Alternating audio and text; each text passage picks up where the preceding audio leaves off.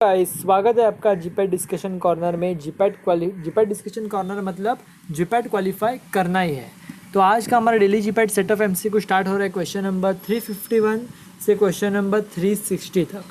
अगर इसके पहले के क्वेश्चन अगर आपको देखने होंगे तो आप मेरे चैनल को सब्सक्राइब कर लीजिए।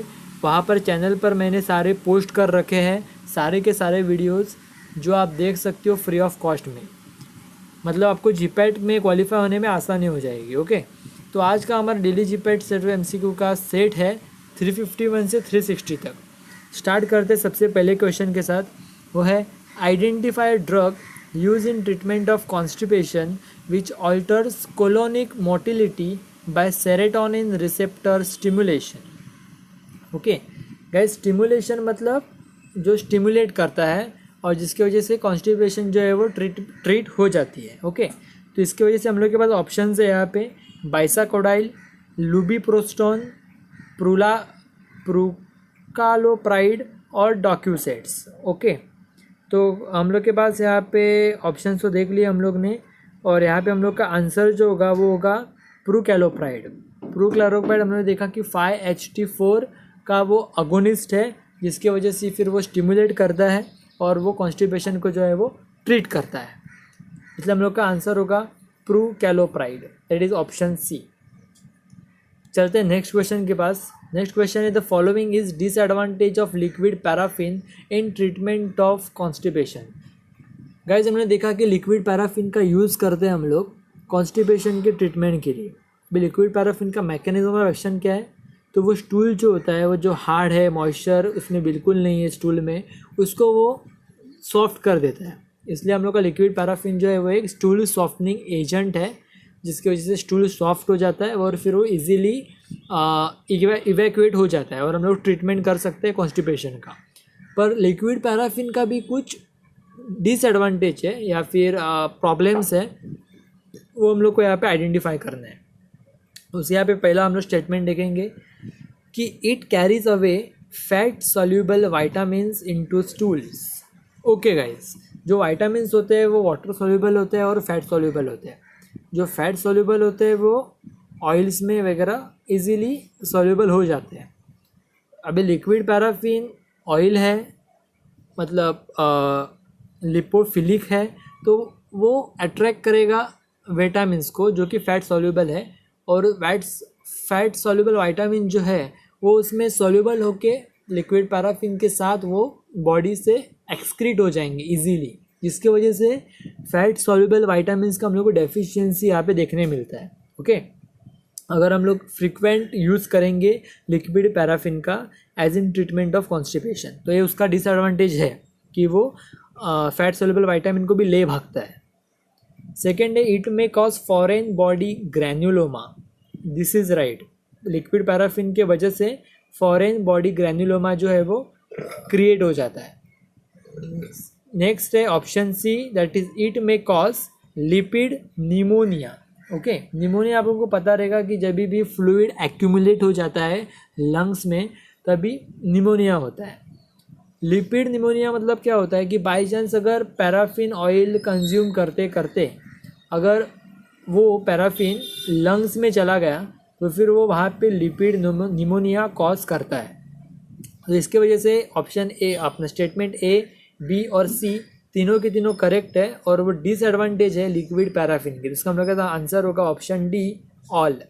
ओके, ऑप्शन डी जो है वो ऑल है, और सारे के सारे स्टेटमेंट जो है वो करेक्ट है, डिसएडवांटेजेस है लिक्विड पैराफिन के। चलते हैं नेक्स्ट क्वेश्चन के पास। नेक्स्ट क्वेश्चन हम लोग का the following constipation drug, anti constipation drug is used in bowel preparation before colonoscopy.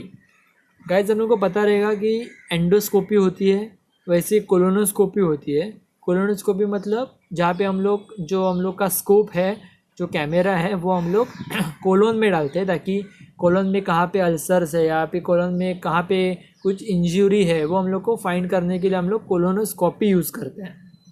Okay, तो कोलोनोस्कोपी के लिए फर्स्ट ऑफ ऑल हम लोग को कोलोन जो है वो साफ़ सुथरा करके लेना पड़ेगा, क्योंकि अगर वो साफ़ सुथरा नहीं रहेगा तो हम लोग को क्या इंजरी है, क्या डिफॉर्मिटीज़ है वो हम लोग को मालूम नहीं पता चलेंगे। तो उसके लिए हम लोग को सबसे पहले उसको क्लीन करना पड़ेगा।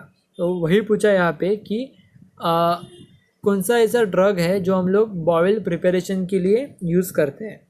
तो ऑप्शंस पढ़ेंगे हम लोग। ऑप्शंस है liquid paraffin, bisacodyl, methyl cellulose and docusates. तो इसका सही आंसर जो है वो बाइसाकोडाइल है, that is option B. Bisacodyl is been use in bowel preparation before colonoscopy. Okay, चलते हैं नेक्स्ट क्वेश्चन के पास। नेक्स्ट क्वेश्चन हम लोग का identify incorrect statement about lubiprostone. Okay, incorrect statement चाहिए हम लोग को।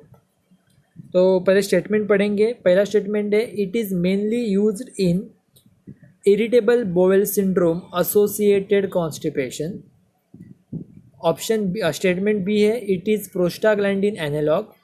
स्टेटमेंट सी है it activates mucosal chlorine channels.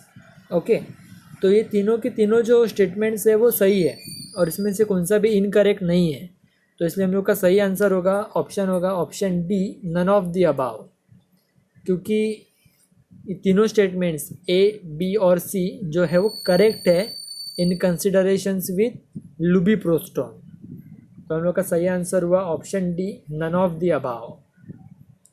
चलते हैं नेक्स्ट क्वेश्चन के पास। नेक्स्ट क्वेश्चन हम लोग का the first choice laxative for spastic constipation is. सबसे पहले हम लोग को समझना होगा कि स्पास्टिक कॉन्स्टिपेशन होता क्या है।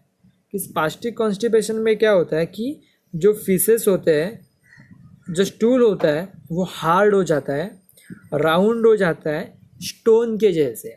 ओके, मतलब राउंड और हार्ड हो जाते हैं, जिसकी वजह से उसका इवैक्यूएशन डिफ़िकल्ट हो जाता है। उसमें बिल्कुल भी मॉइस्चर नहीं होता है, इसलिए वो हार्ड हो जाता है। उसके लिए हम लोग कौन सा फर्स्ट चॉइस लैक्सेटिव लेते हैं। तो उसके लिए हम लोग का ऑप्शंस है सेना, लैक्टुलोज, इसबगुला एंड बाइसाकोडाइल। तो इसका सही आंसर जो है वो है इसबगुला।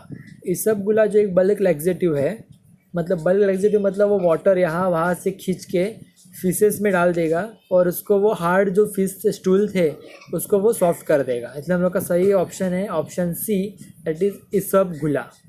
ओके, चलते हैं नेक्स्ट क्वेश्चन के पास। नेक्स्ट क्वेश्चन हम लोग का opioid induced constipation can be effectively treated with.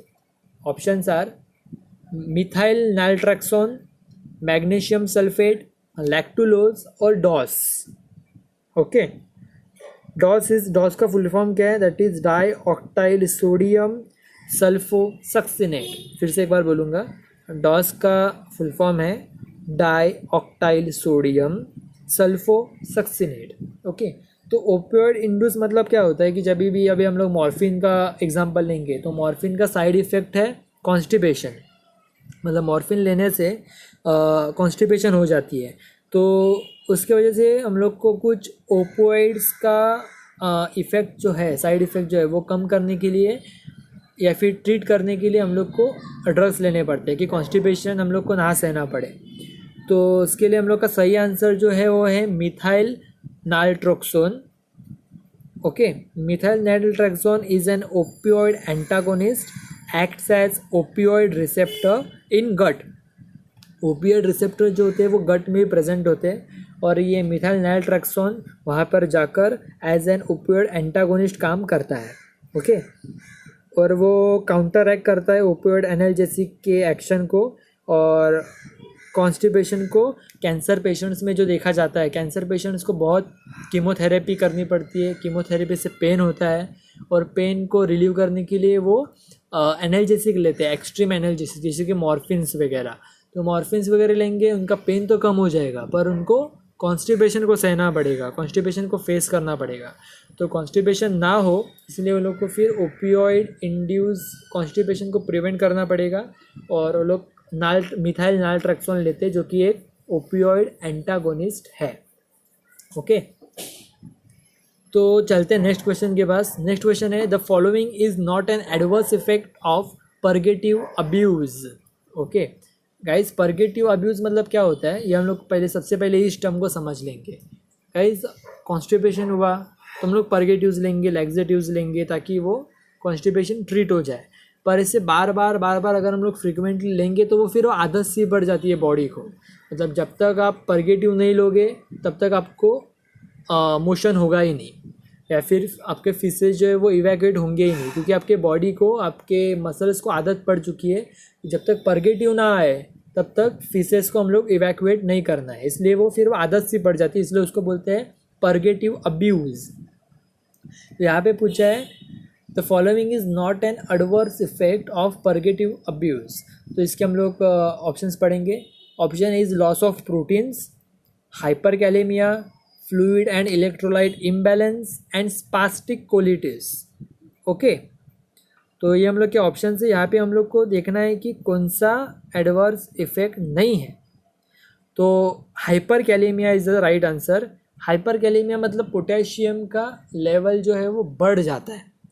Okay, hyperkalaemia नहीं होता है, बल्कि इसका एग्जैक्टली अपोजिट हाइपोकैलेमिया होता है। जब भी हम लोग परगेटिव अब्यूज़ हो जाता है, बार बार परगेटिव यूज़ करते हैं हम लोग, तभी हाइपोकैलेमिया हो जाता है। दैट इज़ पोटेशियम का लेवल जो है वो सिग्निफिकेंटली नीचे गिर जाता है, पोटेशियम बढ़ता नहीं है गाइस, कम हो जाता है, इसलिए हाइपरकैलेमिया एक रॉन्ग है, मतलब this is not an adverse effect of purgative abuse. Okay, तो चलते हैं नेक्स्ट क्वेश्चन के पास। नेक्स्ट क्वेश्चन है the following bacterial species is not a probiotic. सबसे पहले फिर से हम लोग टर्म को समझेंगे, प्रोबायोटिक मतलब क्या।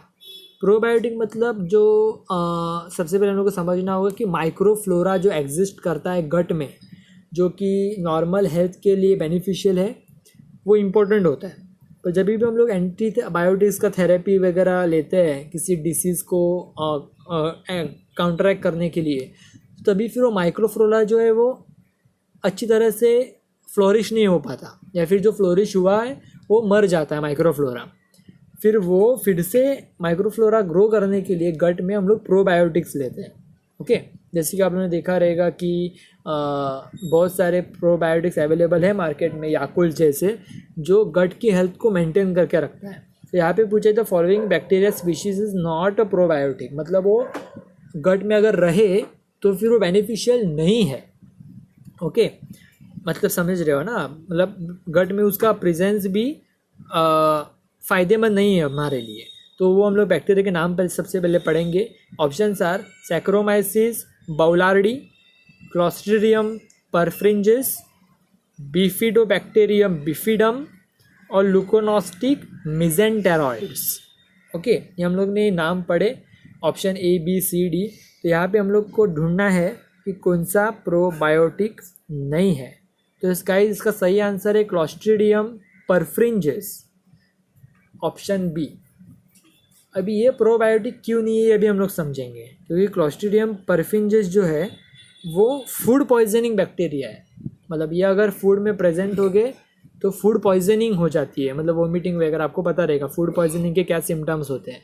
तो अगर ये बैक्टीरिया दैट इज़ क्लॉस्ट्रीडियम परफ्रिंजिस अगर होंगे तो फिर वो फूड पॉइजनिंग का केस हो जाएगा, इसलिए वो प्रोबायोटिक नहीं माने जाते। इसलिए हम लोग का आंसर है ऑप्शन बी, क्लॉस्ट्रीडियम परफ्रिंजिस।